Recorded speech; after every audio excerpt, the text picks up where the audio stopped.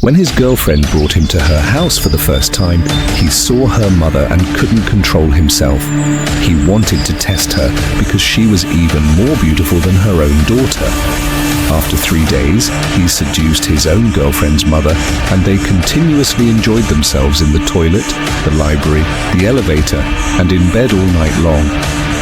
The story was begun in 2010 in Miami. It was one of those tiny towns outside into Miami, the kind nobody remembers the name of, where the streetlights flicker like they're afraid to stay on, and where everyone knows everyone except the ones they pretend not to know. That night, the air was humid and thick, bitter and heavy, like rain that didn't want to fall. Ruth was in her kitchen rinsing a mug when she saw movement near the edge of her yard. At first, she thought it was a stray dog, but when the figure stumbled into the weak yellow light, Ruth froze. A young woman, barely more than a girl, collapsed onto the dirt. Her clothes were torn and soaked with blood, her hair matted to her face, beautiful in the way a painting is beautiful, and horrifying in the way a broken doll is horrifying. She looked about 21 at most, skin pale, lips cracked, eyes wide with the kind of panic you only see in people who've been chased for miles. There was a deep wound on her shoulder, like a stone had been thrown hard enough to split flesh, and her stomach, swollen, not just swollen, but heavy and rounded in a way that felt wrong, like time inside her had been speeding. "Water," she rasped, her voice barely there. "Please, water. I'm hungry." Ruth rushed outside. Hey, stay awake. Can you hear me?" Behind her, Ruth's husband Caleb came to the door already dialing his phone, but out here the signal was never reliable. Ruth didn't hesitate.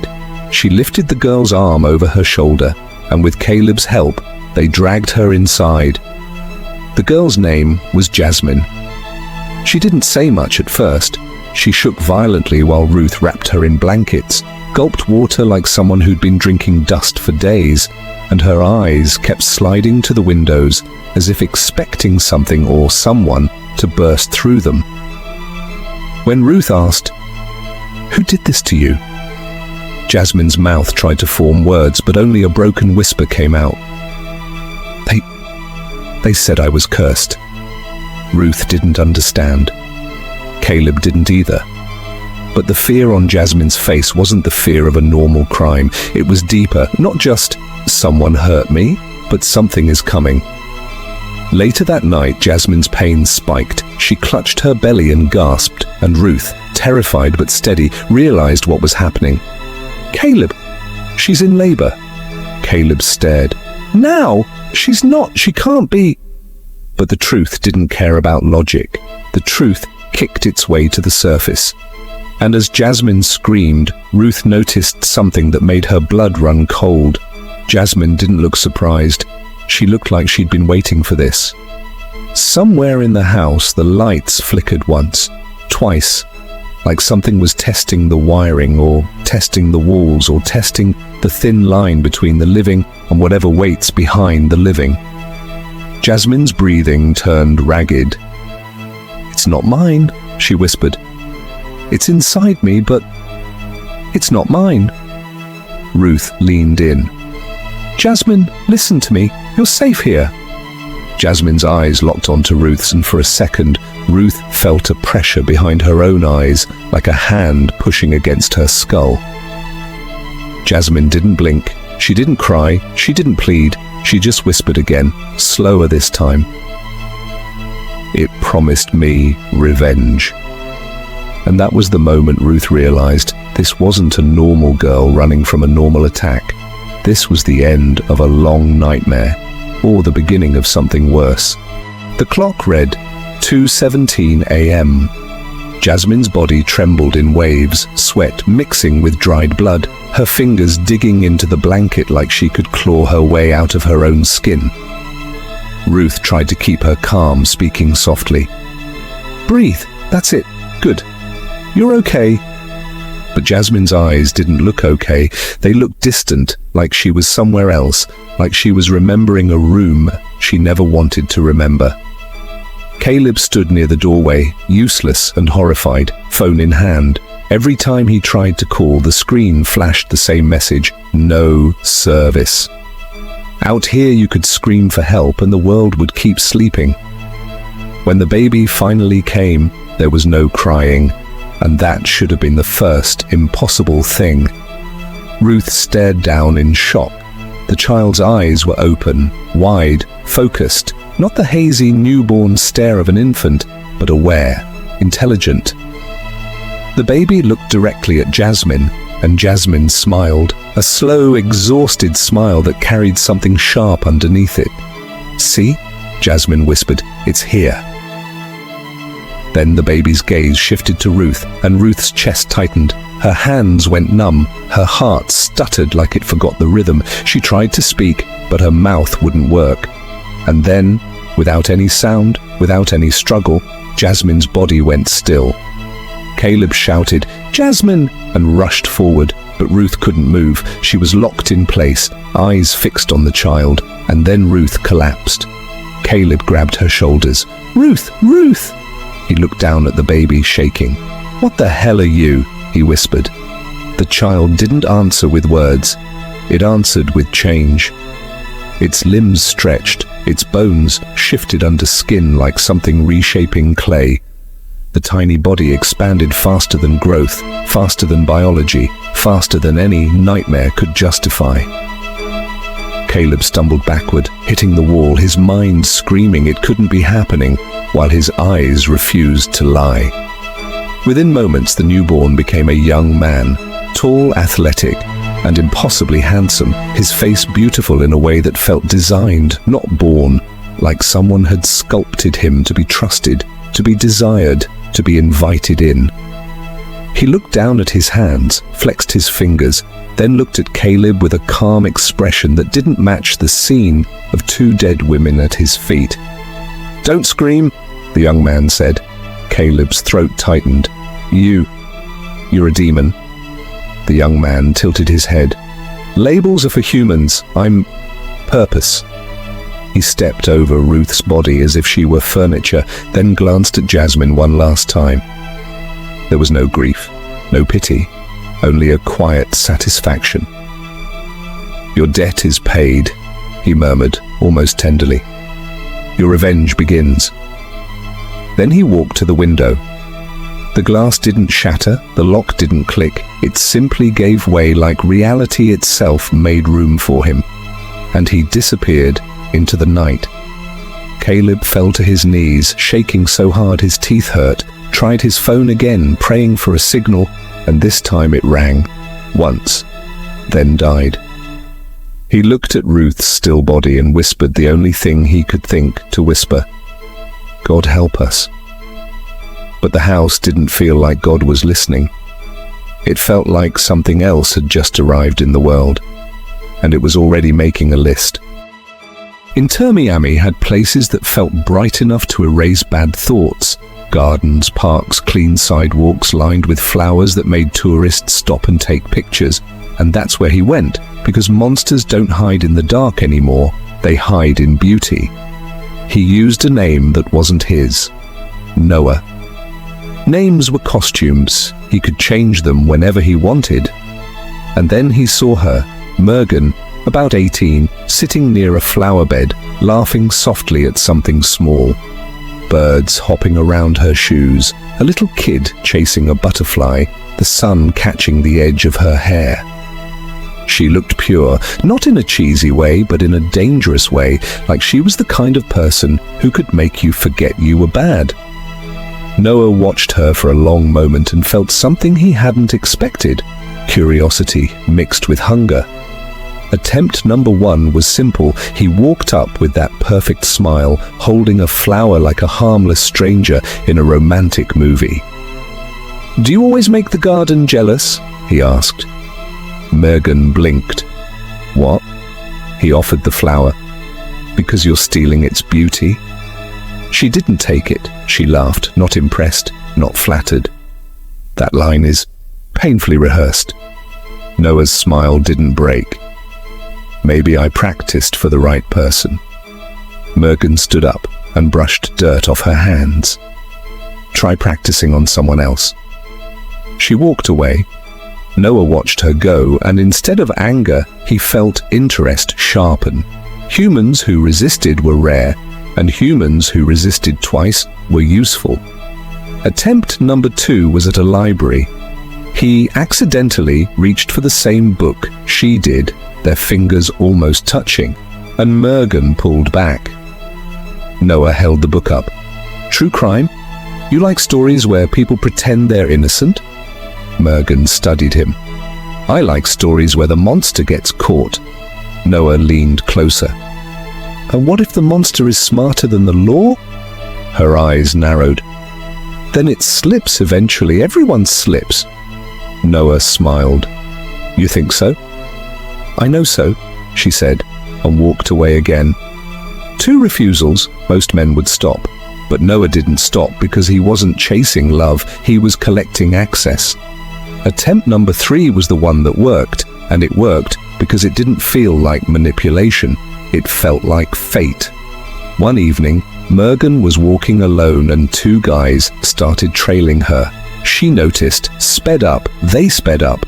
One called out something nasty. Mergen's throat tightened and she reached for her phone. Then Noah appeared from nowhere. Walk away, he told the guys, voice calm. The guys laughed. Who's this? Her boyfriend? Noah didn't raise his voice. He didn't threaten. He just looked at them, and the air changed. The 2 guys stopped smiling, their faces shifting into sudden panic, like they'd seen something behind Noah's eyes that didn't belong in a human body. They backed away, tripping over their own feet, then turned and ran like their lives depended on it. Mergen stared. What did you do? Noah took off his jacket and placed it around her shoulders, gentle, protective, perfectly timed. I did what someone should have done. Mergen's voice shook. Thank you. Noah's smile softened. Let me walk you home. And that's how the hook went in, not through charm, through safety. Later, when he showed her small miracles, streetlights flickering into patterns, reflections in water moving like living things, Mergen felt the world shift like being drugged without swallowing anything, and she started to believe that being near Noah changed reality. Noah let her believe it because belief is the easiest door to unlock. Mergen eventually brought Noah home. Her mother, Alai, answered the door, beautiful with quiet elegance, tired eyes, and a calm voice that sounded like it had learned to survive disappointment. And the house carried the absence of a husband, the way an empty chair carries absence, silently, but always. Noah introduced himself politely, and Mergen watched her mother's face closely, expecting suspicion, but instead, Alai paused half a second, too long. It wasn't recognition, it was attraction. Noah noticed, of course. He noticed everything. The way Alai adjusted her hair, the way her gaze flicked away and returned, the way loneliness sat in her like an open wound. That night, he didn't cast a spell with candles and smoke. He did it with words, timing, presence. In the mornings, he made coffee and offered Alai a cup first. Small kindness, big effect. Listened to her talk about stress, bills, life without interrupting, looked at her like she mattered. And when Mergen wasn't around, Noah let the air between them turn heavier, slower, charged. Then the dreams started. Alai would wake up breathing hard, Noah's face in her mind like a brand. She tried to push it away. No, that's my daughter's boyfriend. But the more she resisted, the stronger it pulled like gravity. And she didn't know it wasn't just emotion, it was influence, a quiet, deliberate, supernatural pressure. One morning, she sat with Noah in the garden, coffee in hand, trying to act normal, and Noah asked softly, "Do you ever feel like your life stopped, and you kept living anyway?" Alai swallowed. "Sometimes." Noah leaned in slightly. That kind of emptiness makes people do desperate things. Ala's voice tightened. What are you saying? I'm saying, you're not as strong as you pretend, Noah said, and his tone wasn't cruel. It was intimate, like a confession. That night, Ala found herself outside Noah's door. She stopped, heart racing. What am I doing? And then she heard his voice, barely a whisper, like it was inside her head. Come in. And she did. I won't describe explicit details, but the secret began there, and it lasted 15 days. Hidden moments, stolen time, guilt wrapped in a fog of compulsion. Ala hated herself during the day, and at night she felt numb, pulled, trapped. Mergen sensed something off but couldn't name it until the day she walked in. The door wasn't fully closed. The air inside felt wrong, too hot, too quiet, and Mergen stepped forward and froze, her world cracking. "Mom," she whispered. Ala went pale, and Noah turned his head slowly, calm as ever, like he'd been expecting the scene. Mergen backed away shaking, tears filling her eyes, and she ran. Later, Noah followed her, voice soft, hands open. "Mergen, listen! Don't touch me!" she snapped. "You're disgusting, both of you!" Noah's eyes darkened, not with anger, but with calculation. He whispered something short and sharp under his breath, like a command, and Mergen blinked. Her breathing slowed, her face shifted from rage to confusion. What was I upset about?" she asked, voice small. Ala stared at her daughter, horrified. She wanted to scream and confess, but the spell had already swallowed the moment. Noah smiled faintly, and that was when Mergen did something Noah didn't expect, something that became the beginning of his downfall. She went to church, not because she was religious, but because she was desperate. Father Gabriel, an exorcist priest with tired eyes and a voice like steel, listened to her story. He didn't laugh, he didn't judge. He said, "That's not normal manipulation, that's spiritual control." He taught her a prayer, gave her a blessed knife, small, sharp, heavy with meaning, and told her one sentence that stuck like a nail. "When he reaches for your weakness, strike his doorway." "And what's his doorway?" Mergen asked, shaking. Father Gabriel answered, his eyes. The last night started quietly, too quietly, the kind of quiet you only get before a car crash. Mergen acted normal. She laughed at Noah's jokes, sat at dinner with her mother, even let Noah touch her hand without flinching, while Ala watched her daughter with guilt burning behind her eyes. Noah watched both of them like a man watching chess pieces. He wasn't just enjoying control, he was preparing something bigger, carrying Jasmine's revenge inside him like an engine. Kill the ones who hurt her, erase the town that laughed, punish the ones who called her cursed. But revenge wasn't enough anymore. He wanted to open a door, a wider door, a door that would let more of him into the world. When night deepened, Noah walked Mergen to her room, voice gentle. "You've been distant," Mergen forced a smile. "I'm just tired." Noah stepped closer. "You trust me, right?" Mergen's fingers tightened around the rosary hidden in her sleeve. "Yes," she lied. Noah's hand moved slowly toward her midsection like he was searching for permission or searching for control, and Mergen's skin crawled as Father Gabriel's words echoed in her head. "When he reaches for your weakness, strike his doorway." Noah leaned in, whispering, "You don't even understand what I am." Mergen whispered back, "Then tell me." Noah smiled, and the smile was wrong.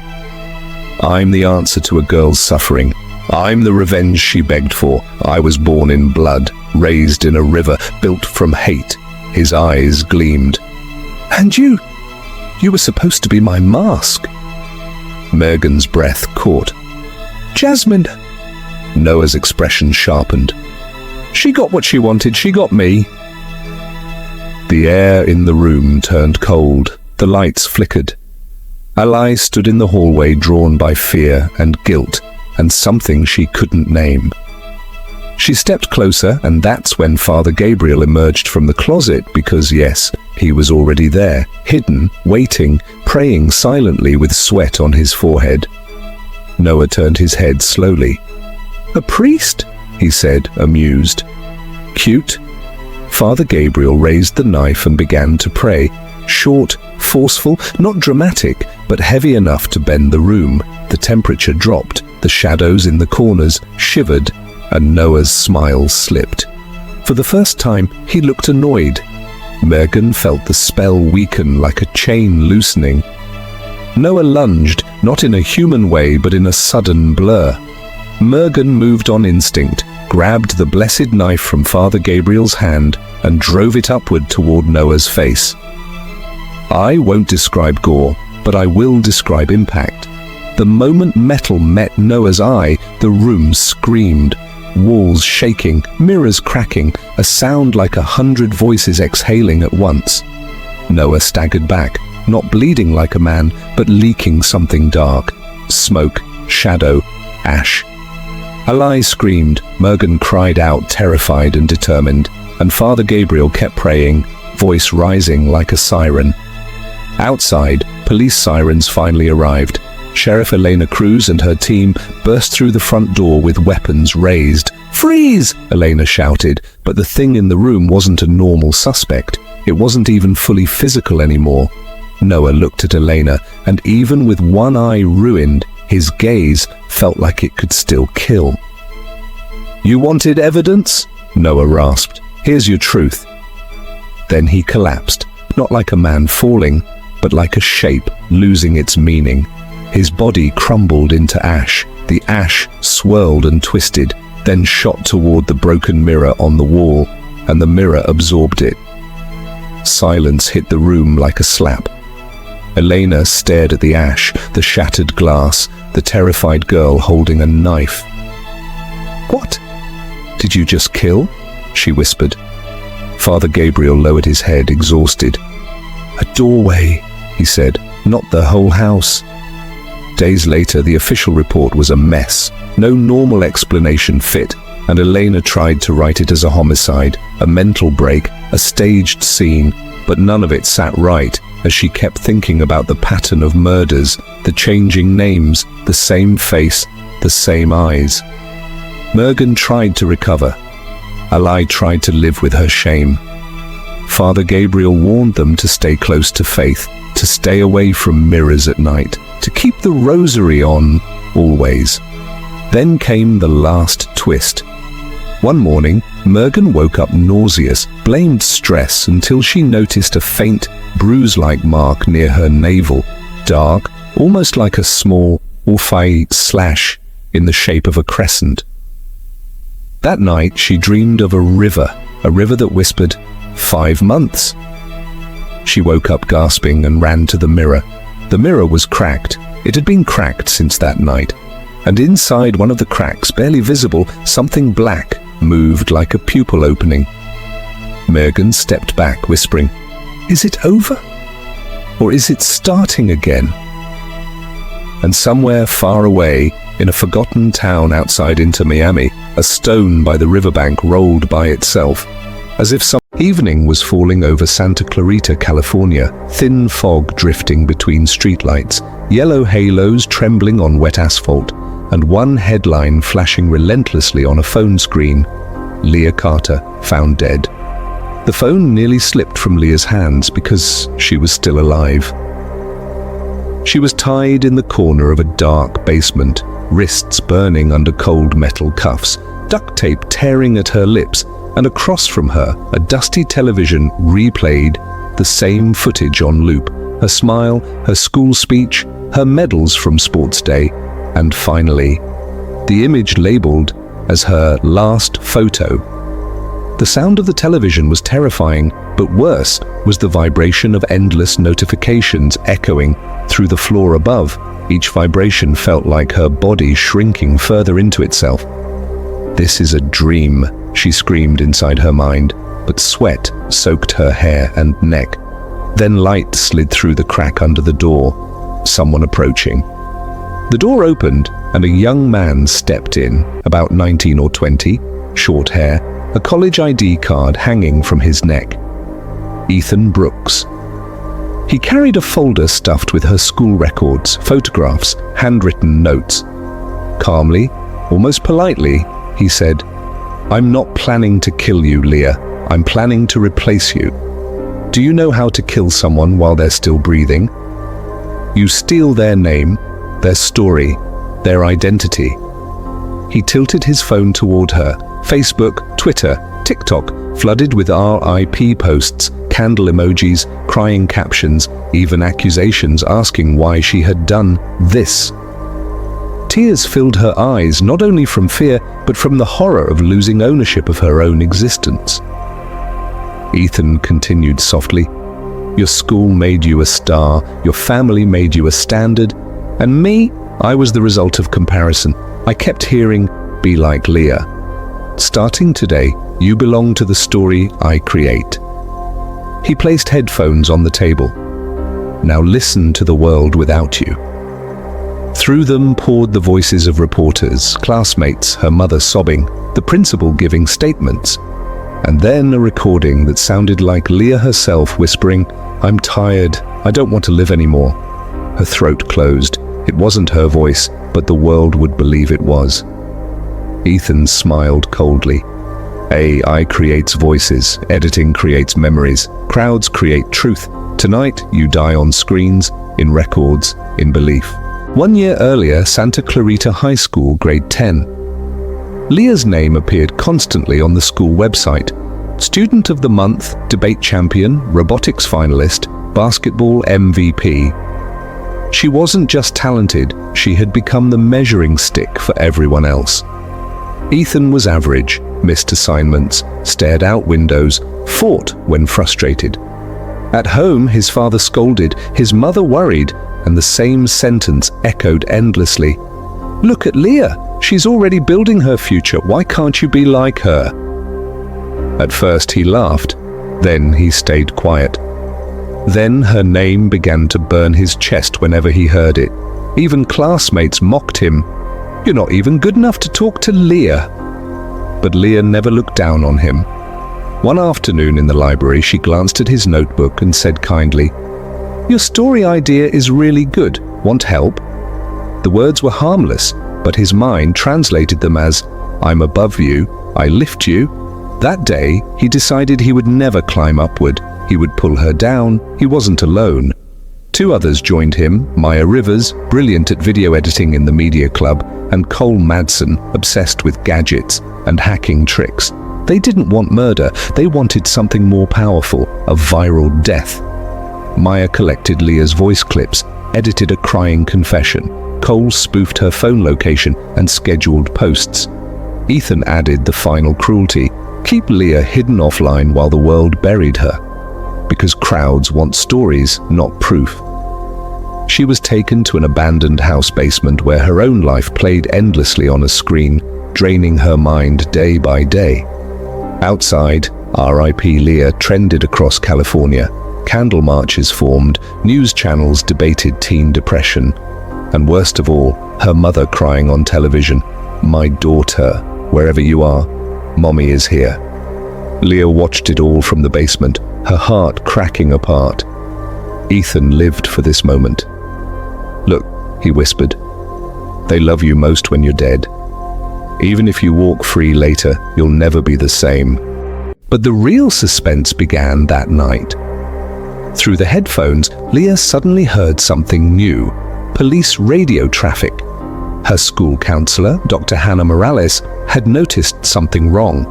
The wording of the post, the punctuation Leah never used, the emotional tone that didn't match her personality. She compared old assignments, voice samples, behavior patterns. Then she told police, "This isn't suicide, it's staged."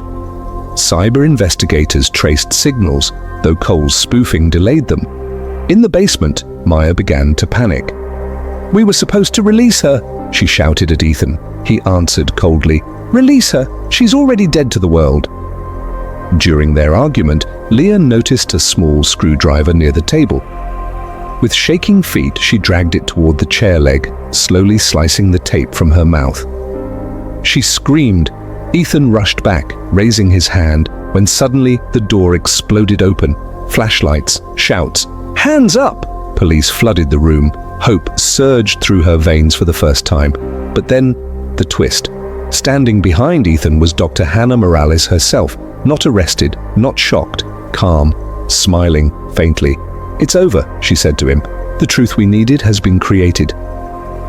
Leah's mind went numb. Hannah, the woman she trusted, was part of it. She had used Ethan's pain as an experiment, manipulating him to study how society accepts fabricated tragedies. She tried to present herself as a whistleblower, but Maya collapsed, sobbing, handing police the editing files, scripts, audio layers, location spoofing tools. Hannah was arrested. Ethan and Cole followed. Leah survived, but her digital death remained online forever.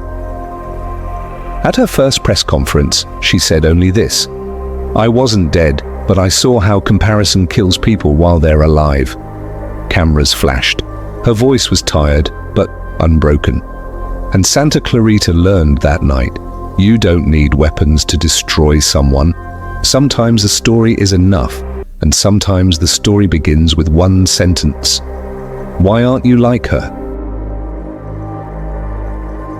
Evening crawled in over coastal Louisiana, where the Gulf wind carried salt, rust, and fish guts through a forgotten shanty settlement built on crooked docks. People here weren't mute by biology, they were mute by history. Generations of fear, debt, and isolation had trained them to speak with nods, scars, and hand signs instead of words. They sold fish from dawn until the sky turned the color of bruised copper, and they didn't ask questions because questions had a way of getting you drowned. In that village lived Marrow, a 19-year-old girl with a swollen belly and no husband, no ring, and no name she'd admit out loud. Men came and went like storms. Nobody knew whose blood grew inside her, and in this place nobody wanted to know. One night she felt the pain sharpen, too early, too sudden. She stumbled behind the fish sheds to an unused storage corner where nets hung like dead spiders. She delivered alone on cold boards, biting her wrist to keep from screaming. When the baby came, it didn't cry. It just stared, wide-eyed, still, too quiet. Marrow's mind snapped into survival logic. Stillness means death. She wrapped the baby in a rag and set it down in the darkest corner like a mistake she could bury. Then she walked away, shaking, trying to convince herself she'd done what the village would have forced her to do anyway. But when she reached the end of the alley, the wind shifted. She heard it, a thin, raw sound cutting through the sea air. The baby's cry rose like a flare. Several fish sellers turned their heads. They saw the corner, they saw the rag, they saw Marrow standing there like a ghost, and yet no one moved, no one spoke, because in that village, compassion was dangerous and judgment was pointless. Marrow ran. By morning, she was found collapsed near the waterline, eyes open, mouth filled with sand, as if the Gulf itself had climbed into her lungs. No wounds, no struggle marks, just a dead girl and a living child nobody claimed. The elders called it the tide taking what it wants, but a few of the older women did the hand sign for curse. The baby was raised in silence, fed, kept alive, yet never truly welcomed. He grew into a boy with a strange habit. Whenever storms came, he didn't hide. He stood in the rain and breathed like he was tasting secrets. He couldn't explain it, but sense spoke to him the way words never spoke to anyone there. Rot, iron, cedar, sweat, gasoline, jasmine from a passing tourist's hair. He remembered them the way other people remembered faces. And deep inside him was one smell he could never name, a scent that returned in nightmares, warm blood and salt and something sweet like crushed flowers. It felt like origin. It felt like a door he couldn't open. Years later, the boy became Elias Crow, and he escaped that village the only way anyone ever did, through work. He took a job at a small roadside mart in a nearby town, owned by a man who sold bait, cigarettes, cheap cologne, and homemade bayou perfumes to tourists who wanted to bottle danger. The owner, Mr. Pruitt, was famous locally for creating signature scents: Magnolia Thunder, Gator Moon, Church Smoke. And he treated Elias like a stray dog at first. Useful, silent, replaceable. But then Elias discovered he could do what Pruitt couldn't. Elias didn't just mix oils, he could hunt a memory inside a smell and rebuild it. He started crafting fragrances from odd herbs, resin, swamp moss, crushed citrus peel, and tinctures made from roots nobody in town recognized. Customers began returning, whispering that his perfumes made them feel things they hadn't felt in years: courage, grief, hunger, devotion. A rumor spread that the kid behind the counter could bottle your first love or your worst fear. The town's chatter grew bigger than Pruitt's pride could tolerate. When a local paper ran a feature calling Elias the Bayou Nose, Pruitt's smile froze. One night after closing, Pruitt fired him with shaking hands and a voice that tried to sound firm. "You're getting too big," he said, like success was an infection. Elias didn't beg. He just nodded, packed his notes, and walked out into the humid dark. The next morning, Pruitt was found dead behind the mart. No blood, no broken bones, no sign of struggle. Just his face twisted in terror and his eyes wide as if he'd seen something beautiful that killed him. The sheriff called it a heart attack. Locals called it karma. Elias called it inevitable. Because Elias had started running experiments, not on animals, not on magic, but on the most dangerous thing in the world: human attention. He learned the brain didn't just smell, it obeyed smell. Certain combinations of molecules could trigger nausea, calm, panic, nostalgia, trust. A scent could make a liar confess or a soldier freeze. Elias became obsessed with designing the ultimate formula, something that didn't just evoke feelings but rewrote choice. He needed rare biological compounds, skin chemistry, adrenal sweat, fear scent released under stress, and he couldn't buy those in stores. So people began to disappear: drifters, loners, travelers whose names nobody would miss. 20 became a number whispered like a prayer. The state police formed a task force. The governor's office posted a $50 million reward for the Bayou perfumer, a phantom who left almost no evidence except an impossible clean scent at every scene, like flowers blooming in a crime. And then came the news that changed everything. The princess of the Kingdom of Orvoria, a tiny foreign monarchy with old money and louder security, was touring Louisiana for a cultural exchange. Elias saw her on a live stream and felt something he hadn't felt since childhood, that same unnamed sweetness under the salt. Not her perfume, her bloodline.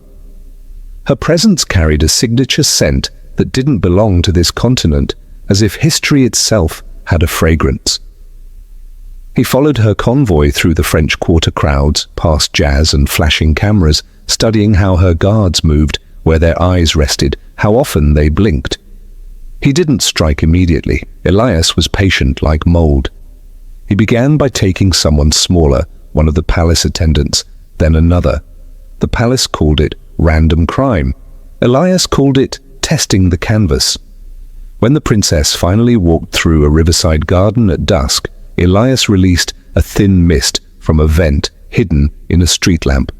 The nearest guards slowed, pupils dilating, hands loosening on their weapons, not asleep, not drugged, but suddenly overwhelmed by the feeling that nothing mattered except following the scent. In the space of 3 heartbeats, Elias lifted the princess onto a waiting horse trailer disguised as a catering unit and vanished into the swamp roads. The entire state went feral. Roadblocks, helicopters, sirens, dogs. But the Bayou perfumer didn't leave tracks, he left confusion. Witnesses contradicted each other, cameras glitched, people swore they'd seen him, but couldn't describe his face, only the feeling that they trusted him for no reason.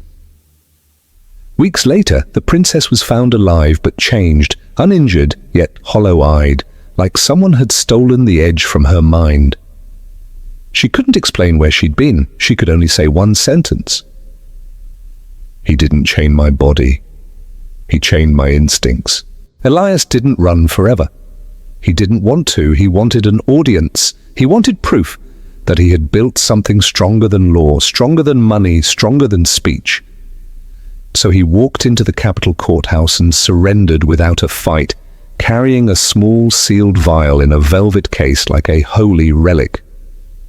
The trial became a global spectacle. The princess sat behind glass, surrounded by guards who wore scent-blocking filters like gas masks.